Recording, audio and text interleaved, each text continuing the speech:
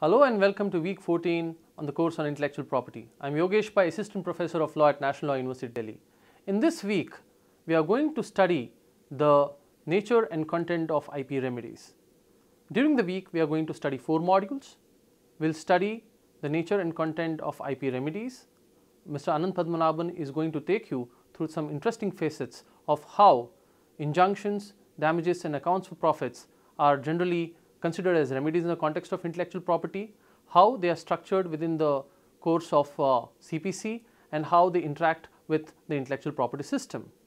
We are also going to study through various cases and the statutory provisions the remedies involving patents. Some of the most controversial aspects of patent remedies have been the grant of ex parte and interim injunctions.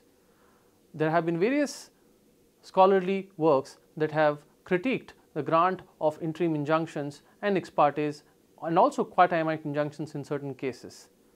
In relation to interim injunctions, one of the most important aspects discussed in relation to how these remedies might actually create complications for balancing equities. In relation to copyright remedies, we will study the various kinds of orders that courts usually grant in the form of ante pillar orders and Mareva injunctions.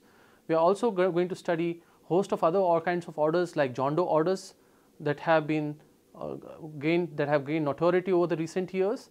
And finally, in relation to trademark, we are going to study the various kinds of remedies in the form of injunctions and damages and accounts for profits that may be granted. During the week, we will do some exercises and we will also try and find out if a more kind of broader discussion can be held after the conclusion of the week in week 15.